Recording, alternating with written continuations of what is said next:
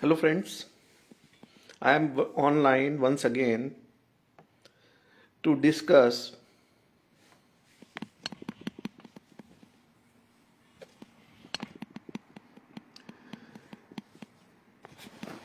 our approach to life in the changing times. हम लोगों ने सुना है, बूढ़े लोगों से बचपन से ही सुनते आए हैं कि जमाना बदल गया है और बहुत खराब जमाना आ रहा है। ये बूढ़ों से हम लोग बचपन से ही सुनते आए हैं कि जमाना बदल रहा है और आने वाला जमाना अच्छा नहीं है। इसको मैं अलग अलग संदर्भों में समझना चाहता हूँ और आने वाला जमाना अच्छा है या बुरा है, ये अलग अलग जनरेशन के लोगों का अलग अलग आउटलुक होता है। जो यंग जनरेशन है, अगर वो ये मान के चले कि ये आने वाला जमाना या ये जमाना जो नया जमाना है वो अच्छा नहीं है, तो ये पेसिमिस्टिक व्यू का क्या होगा? अगर यंग जनरेशन अगर फ्रस्ट्रेटेड हो, पेसिमिस्टिक हो, एक्साइटेड ना हो, तो आने वाला जमाना जरूर खराब होगा। ठीक है? और बूढ़े लोग या ओल्ड जनरेशन अगर ये बात करे तो ठीक है, उनका टाइम तो बीत चुका है और उनका जब वो लोग एक्टिव थे, यंग थे, जब वो जमाने को शेप कर रहे थे, राइट, जब वो एक्टिव रोल प्ले कर रहे थे, अगर उसका वो आंकलन करें कि वो सही नहीं था, तब तो वो अपने ऊपर ही ब्लेम कर रहे होते हैं, राइट। अगर कोई बोले कि मैंने सही नहीं किया अपनी लाइफ में, हमने गलत डिसीजन लिए, हमने जो भी किया लाइफ में, जो भी मेरा अचीवमेंट है वो निगेटिव कंट्रीब्यूशन है सोसाइटी के लिए, वर्ल्ड के लिए, अगर ऐसा कोई आउटलुक रखे तो वो एक तरह से अपने अपने ऊपर ही आक्षेप कर रहा है कि मैंने निगेटिव कंट्रीब्यूशन किया, राइट। तो बूढ़ा old generation if they conclude कि आने वाला जमाना उतना अच्छा नहीं है जितना कि हम लोगों वाला जमाना था, तो इट इज मेक सेंस। पर कोई यंग जनरेशन अगर ये बोले कि ये जमाना अच्छा नहीं है और पहले जमाना अच्छा था, तो young generation is not excited, frustrated with the current times, so that is not a good signal, right. तो इस कॉन्टेक्स्ट में थोड़ा सा पीछे जाकर हिस्ट्री में समझ लेते हैं। दो फील्ड में I will touch upon two fields. One is the field of dharma or religion. Other one is the field of art, music, culture. ठीक है? Dharma could be personal or it could be organized religion, right? The morality or ethics, people distinguish between the personal integrity and social ethics and morality. Again, I want to emphasize there are many people who differentiates between personal integrity or personal values as distinct or separate from the social ethics and morality. तो उनको बोलते हैं दो मुहा या असली चेहरा और नकली चेहरा, या मुखौटा लगाकर और मास्क पहनकर। वेस्टर्न सोसाइटी में इसको बोलते हैं हैट लगाकर, कि घर के बाहर हम हैट लगाकर या टोपी लगाकर, भारत में भी वो कल्चर था टोपी पहनने का, अब खत्म हो गया है। तो जब हम बाहर निकलते हैं तो एक टोपी धर के या एक मास्क लगाकर निकलते हैं। तो हम जो होते हैं बाहर, घर के बाहर, वो अलग इंसान होते हैं, या राक्षस होते हैं, या देवता होते हैं।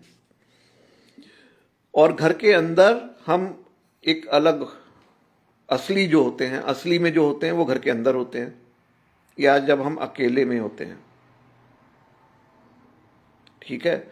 और जब हम सज धज के शीशे में चेहरा देख के संवर के बाहर निकलते हैं, जेंटलमैन, हाँ, और जो हम लोग प्रोजेक्ट करते हैं आउटसाइड, लेडीज एंड जेंटलमैन, ठीक है। तो ये जो लेडीज एंड जेंटलमैन कॉन्सेप्ट है, इसका ethics and morality is different than who you really are और योर पर्सनल इंटीग्रिटी, राइट। तो this is the difference that Indian philosophers focused on the individual, moksha, purushartha. पुरुषार्थ क्या है? पुरुषार्थ is something, what is your purpose of life, right? So my purpose of life is different than others' purpose of life, as though, right? तो जो Indian philosophers की दृष्टि है वो व्यक्ति को सेंटर में रखती है, चाहे वो वेदों के ऋषि मुनि हो, हैं, जो कि इतने ऊंचे तक पहुंच चुके कि वो ब्रह्म ऋषि कहलाए, परमहंस कहलाए, राइट। और चाहे वो युग पुरुष हो, जिन्होंने कि पूरा युग ही बदल दिया, महावीर, बुद्ध, इन्होंने भी जो फिलॉसफी दी वो व्यक्ति को सेंटर में रख के दी। इन्होंने कोई सोशल, इकोनॉमिक, पॉलिटिकल फिलॉसफी नहीं दी, बल्कि उनको तो नकार दिया, बोला कि ये सब बकवास। अब वो बकवास हो चाहे जो हो, चाहे मिथ्या हो, आप बकवास बोलो या मिथ्या बोलो, बात एक ही है, पर है तो ये संसार जिसमें हमें जीना है। तो संसार में जब जीना है, मतलब हमें लोगों के संग रहना है, सोसाइटी में रहना है, so our social behaviour is more important. We have to abide by certain social norms, social customs, right? तो नेचुरली जब सोशल नॉर्म्स, सोशल कस्टम्स को हमें अडॉप्ट करना है, तो वो मिथ्या बोलने से तो आप प्रोपोगंडा में आ जाओगे, नौटंकी में आ जाओगे। तो अगर आप ये मान के चलो कि हम बाहर का जो मेरा बिहेवियर होता है वो मिथ्या होता है, और जो मेरे घर के अंदर मैं जो हूं वो मैं रियल हूं, तो इससे क्या फर्क होगा कि आप जो घर में रियल हो पर बाहर रियल नहीं हो। तो बाहर आप जब निकलते हो हैट पहन के या मुखौटा पहन के या सज संवर के, सज धज के, तब आप अपना नौटंकी वाला नाटक में आ जाते हो, रोल प्ले करने लगते हो, राइट? तो रोल कैसे प्ले करते हो कि मैं तो पंडित हूं, तो मैं तो बढ़ई हूं, तो मैं तो अलग अलग प्रोफेशन है, तो अलग अलग टाइटल है. So everybody carrying the personal identity in the society, right? And you are playing the role accordingly. यहां तक कि आपको कपड़े भी उसी तरह से पहनने पड़ते हैं. नॉट ओनली दैट, आपकी मूंछों से भी पता चलना चाहिए कि आप क्षत्रिय हो कि ब्राह्मण हो. आपकी बाल से पता चलना चाहिए कि आपकी चोटी होगी तो आप ब्राह्मण हो, गंजे होगे तो भिक्षु हो, राइट? तो मांग लगाई है तो आप सुहागन हो, पल्लू धरा है तो आप बहू हो, राइट? तो ये जो सोशल कस्टम्स, नॉर्म्स बनाए जाते हैं, उसके पीछे की फिलॉसफी क्या है? उसके पीछे की फिलॉसफी यही इंडियन फिलॉसफी रही, या कोई नहीं, ये इंडियन फिलॉसफी नहीं बोलनी चाहिए इसको. ऋषि मुनियों ने, संत महात्माओं ने इस पे फोकस किया, लेकिन ऋषि मुनियों से लेकर वैदिक काल से लेकर पोस्ट वैदिक काल में जब महावीर और बुद्ध आए, तो उन्होंने भी सोसाइटी के ऊपर फोकस नहीं किया. उन्होंने इंडिविजुअल के ऊपर, पुरुषार्थ के ऊपर फोकस किया कि तुम दुख के परे कैसे जाओगे, तुम्हें निर्वाण कैसे मिलेगा. संसार में तो दुख ही दुख है, और संसार के दुख का कारण है नौटंकी. सब लोग नौटंकी करते हैं संसार में. तो आप इसको नौटंकी बोल के जिसको नकार दिया गया संसार को, बाद में क्या हुआ? जो वेस्टर्न फिलोसफर्स आए हैं, यमन आए, शक आए, हूण आए, पार्थियंस आए, पहलवाज, कुशाणाज आए, ईरानी आए, पारसी आए, सब आए. जितने लोग बाहर से आए वो बोले नहीं, संसार का ग्रोथ फोकस आपने कभी किया नहीं. संसार की ग्रोथ प्रोग्रेस के ऊपर आपने ध्यान ही नहीं दिया. आप खाली इंडिविजुअल ग्रोथ प्रोग्रेस को आप ले गए बिल्कुल आसमान तक, कहाँ छुआ दिया, मोक्ष प्राप्त कर ली, निर्वाण मिल गया, ब्रह्म ऋषि हो गए, ब्रह्मलोक की बात होने लग गई, है ना? तो इतनी ऊंची ऊंची बात होने लग गई कि वहां तक पहुंच पाना, उस स्तर तक, साइकोलॉजिकल या कॉन्शियस लेवल को उस स्तर तक उठा देना, सुप्रीम कॉन्शियसनेस लेवल, परम चेतन तत्व तक अपने को मिला देना, ये कितने लोग कर पाएंगे? इसके लिए बड़ी बड़ी साधनाएं, बड़ी बड़ी विधियां, तो साधना, तपस्या कितने लोग करेंगे? तो जो करेंगे वो मोक्ष के अधिकारी बन जाएंगे, चलो ठीक. लेकिन बाकी लोग जीवन जो है, सांसारिक प्राणियों का क्या होगा? उनका वो क्या नौटंकी में ही चलते रहेंगे, मिथ्या संसार में ही भटकते रहेंगे? इसके ऊपर किसी ने ध्यान नहीं दिया. ये तो राजाओं महाराजाओं, ये तो बोला गया कि भाई राजा जैसी वैसा प्रजा. ये सारा का सारा समाज system, economic system, social system, ये राजा के अधीन है. राजा के अधीन है प्रजा, राइट? ये कॉन्सेप्ट था. तो जो western philosophers in the enlightenment era, 16वीं सदी से यूरोप में इनलाइटनमेंट इरा चालू हुआ. स्टीम इंजन, रेडियो, रेडियो तो बाद में आया, मशीन, ये सब चीजों का धीरे धीरे आविष्कार हुआ। ठीक, ये कैसे पॉसिबल हुआ? संसार को नकारने से हुआ? नहीं, ये जो बोगस धर्म था, जो कि हमें संसार को मिथ्या समझाता था, जो संसार को नकारता था, उस धर्म को त्याग करके और संसार को अपनाकर, इसको रियलिटी बताकर, संसार इज नॉट मिथ्या, संसार इज नॉट बकवास, संसार इज नॉट क्रिएटेड बाई राजा जो कि अपनी प्रजा के ऊपर कंट्रोल करता है। पहले तो ये कॉन्सेप्ट था। बाद में जो बुद्धिजीवी बाहर से आए, इंडिया में ऐसे बुद्धिजीवी नहीं पैदा हुए, ये सब बाहर से आए, उन्होंने कहा ये बकवास धार्मिक चर्चा छोड़ो, संसार में हम रहते हैं, ये इसको रियलिटी है, यही रियलिटी है।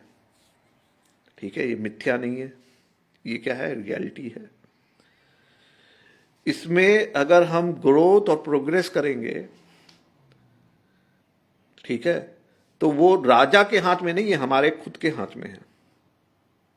राजा जैसे हमें नचाएगा हम नहीं नाचेंगे, हम प्रजा नहीं हैं। क्या हम प्रजा नहीं हैं? राजा जो बोलेगा वही करेंगे, वही सोचेंगे, और पंडित जो बोलेगा वही सोचेंगे, हम ऐसे वो नहीं हैं, इंडिपेंडेंट। जैसे हमारा घर के अंदर इंडिपेंडेंट अस्तित्व है, हम चाहे जो करें, तपस्या करें, साधना करें, ब्रह्म ब्रह्म स्थिति को पा जाएं, हैं? क्या कर सकते हैं आप साधना तपस्या के द्वारा ब्रह्म ज्ञान प्राप्त कर लेंगे, मोक्ष निर्वाण तक पता नहीं हो कहां पहुंच जाएंगे। जब आप घर के अंदर ऐसा कर सकते हैं तो घर के बाहर क्या हो जाता है? आप छुछुंदर हो जाते हो क्या? घर के बाहर आप कुछ नहीं कर सकते। तब ना ब्रह्म ऋषि रह गए, ना वो गए, तब क्या छुछुंदर हो गए। छुछुंदर कैसे हो गए? कि अब राजा जैसे नचाएगा हम नाचेंगे, और पंडित हमें दुत्कारेगा तो हम वो हो जाएंगे। और पंडित ने एज्यूम कर लिया कि हम तो बहुत ऊंचे हैं सोसाइटी में। क्यों ऊंचे हो? क्योंकि तुम ब्रह्म ऋषि हो। अरे ब्रह्म ऋषि होगे तो घर के अंदर होगे कि घर के बाहर हो? तुम ब्रह्म ऋषि बने तपस्या करके, साधना करके, तो घर के अंदर करी कि घर के बाहर करी? घर के बाहर तुम्हारा क्या कंट्रीब्यूशन है? समाज में तुमने क्या कंट्रीब्यूशन किया? बताओ, एक कंट्रीब्यूशन बता दो भाई। विश्वामित्र जी, आपने समाज के लिए क्या किया? वशिष्ठ जी, आपने समाज के लिए क्या किया? या गौतम बुद्ध जी, आप इनलाइटनमेंट प्राप्त कर लिए, आपके सानिध्य में, आपके संघ में बहुत लोगों का उद्धार हो गया होगा। कितने लोगों का उद्धार किया भाई दबे आपने? 2, 4, 5, 10? समाज के लिए आपने क्या किया? समाज के लिए क्या किया? भिक्षा मांगनी सिखाई लोगों को, संसार में दुख है ये सिखाया लोगों को कि संसार में दुख है, इसको छोड़ दो, भिक्षा मांगो, भाग जाओ, झोला उठा लो, कटोरा उठा लो। आपके कटोरे को लेकर कोई बोलता है झोला उठा लो, कोई बोलता है कटोरा उठा लो। ये आपका समाज के लिए योगदान है। वैसे ही महावीर, कहने का मतलब ये, जमाना तो बहुत खराब आ रहा है, पर आप किस जमाने से आ रहे हो? सतयुग के, त्रेता युग के, जहां की संसार में दुख ही दुख भरा था। छल, प्रपंच, नौटंकी, जुमलेबाजी, ऊंच नीच, भेदभाव, छुआछूत, पाखंड, धूर्तता, चालाकी, चंटई, छल, कपट, इस समाज से थे आप बोलोगे बहुत बड़ा अच्छा समाज था। धार्मिक व्यवस्था थी। अरे धार्मिक व्यवस्था मतलब धर्म का मतलब ही क्या था? धर्म का मतलब था कि आप मोक्ष प्राप्त कर लो, कि धर्म का मकसद था कि आप दूसरों के ऊपर राज करते फिरो, राजा के संग मिलके जमीन हथिया लो दूसरे की, धन हथिया लो दूसरे, यहां तक कि दूसरे की स्त्री के संग व्यभिचार कर लो तो भी पाप नहीं लगेगा। क्या पाप पुण्य, क्या व्यवस्था अपनाई गई, भेदभाव करा गया, छल कपट किया गया। वेस्टर्न फिलोसोफर्स जब तक नहीं आए तब तक ऐसे ही चलता रहा। तब जाकर फिलॉसफी आई कि संसार मिथ्या नहीं, संसार कोई नौटंकी नहीं, संसार कोई रोल प्ले नहीं कि हम टोपी पहन के निकल जाते हैं, कोई चोटी धारण करके निकल जाता है, तो कोई झाड़ू लेके निकल जाता है और वही उसकी पहचान बन जाती है। ये नहीं। जैसे आप ब्रह्म स्थिति को साधना और तपस्या से प्राप्त कर सकते हो, वैसे ही सांसारिक जीवन को सफल बनाने के लिए आपको साइंस टेक्नोलॉजी आविष्कार करो, शोध करो, इनोवेशन करो, कुछ नया चीज क्रिएट करो, कोई बदलाव लाओ, कोई नई सोच रखो। तो इस तरह के कार्य से मटेरियल प्रोग्रेस करो, मटेरियल को समझो, बिहेवियर कैसे मटेरियल बिहेव करता है, लोहा क्या है, प्लास्टिक क्या है, सेमीकंडक्टर क्या होता है, नैनो चिप्स क्या होता है, समझो। नहीं समझोगे तो तुम्हारी प्रोग्रेस नहीं होगी। तुम्हारी मतलब अब यहां किसी एक इंडिविजुअल प्रोग्रेस की बात नहीं हो रही है, समाज के प्रोग्रेस की बात हो रही है, विकास की, ग्रोथ की बात हो रही है। ये ग्रोथ और विकास, ये सामाजिक टर्म में तो कभी सोचा ही नहीं गया, ये तो व्यक्तिगत टर्म में हमेशा सोचा गया।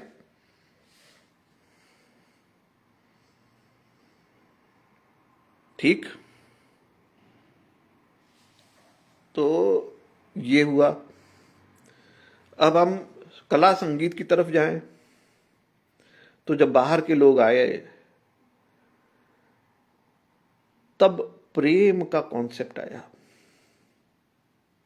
कौन से प्रेम का? वो राधा कृष्ण वाले प्रेम का नहीं, कि घर के अंदर जो होता है, चार दीवारी के अंदर होता है, वो वाले प्रेम की बात नहीं हो रही है। अब कौन से प्रेम की बात हो रही है? सद्भाव, परोपकार, है, ग्रोथ, सबके साथ मिलकर, सहकारिता, है। इसमें पल्लू डाल के जो है स्त्री घर में नहीं बैठेगी, इसमें भेदभाव नहीं होगा, चाहे वो जेंडर का हो चाहे वर्ण का हो। तो ये जो थिंकिंग है समानता वाली, सोशल प्रोग्रेस वाली, ये कैसे डेवलप हुई? वेस्टर्न फिलोसफर्स ने डेवलप करी। ठीक, इसमें जरा भी दो मत नहीं होना चाहिए आपको, जिसको भी जरा भी समझ है वो जानता है। तो जो संगीत का क्या हाल था, गुरुकुल में देंगे, अपने अपने सेक्ट चलाएंगे, अपने मत चलाएंगे, अपने संप्रदाय चलाएंगे। उसमें कितने लोग पढ़ा लोगे? 10, 20, 50? स्कूली शिक्षा और विश्वविद्यालय नहीं, विश्वविद्यालय तो हमारे यहाँ बहुत होते थे, नालंदा था और विक्रमशिला था और सब था।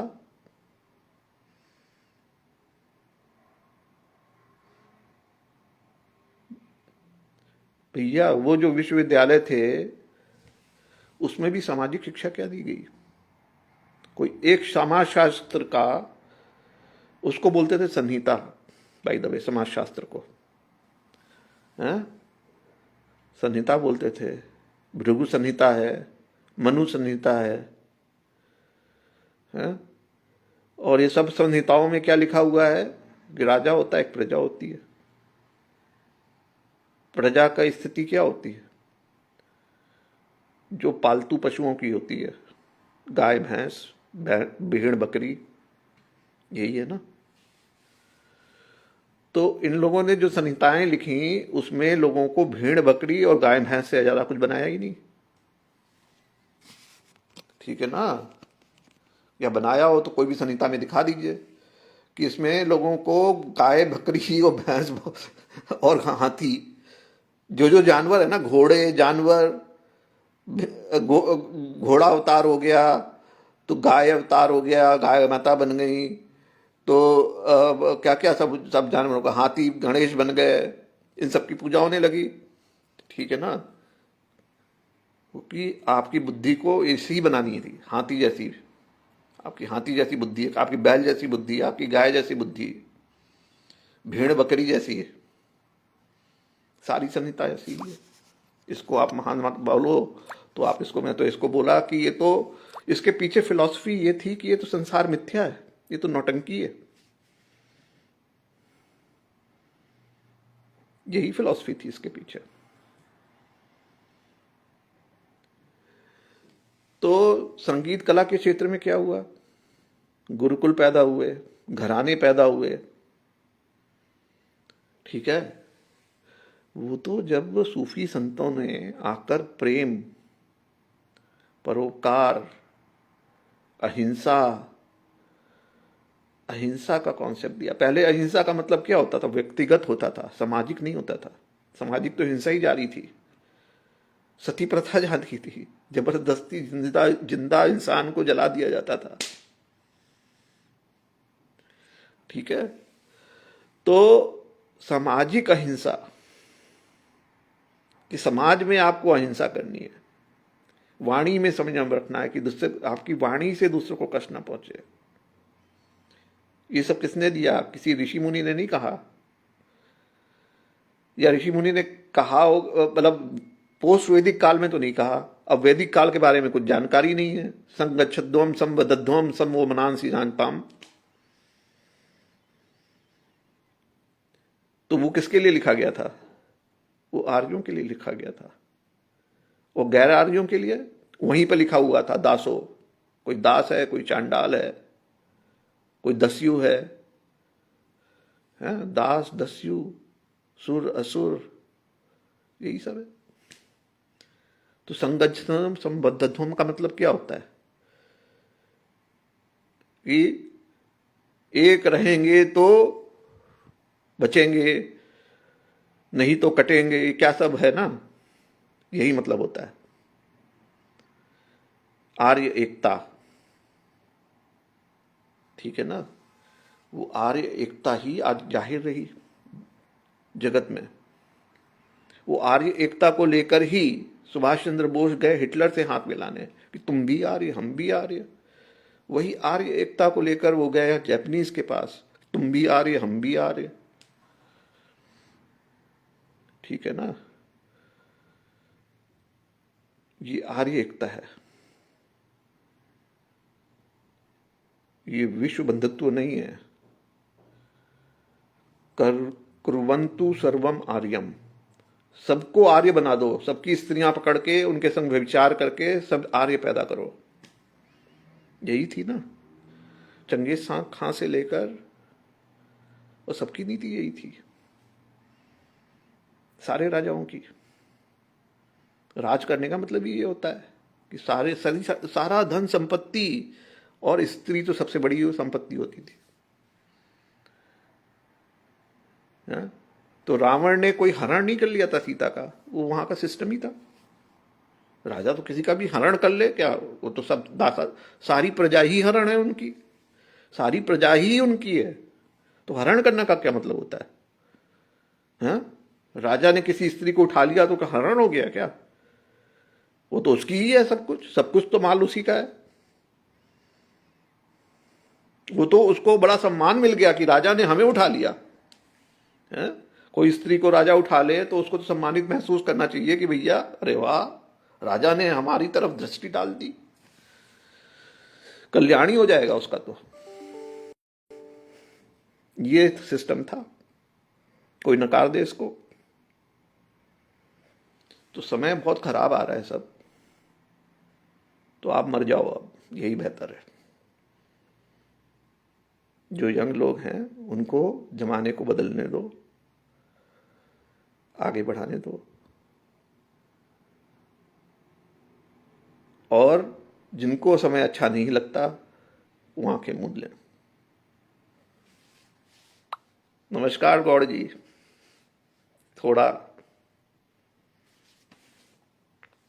समझ में आया हो तो बताइएगा।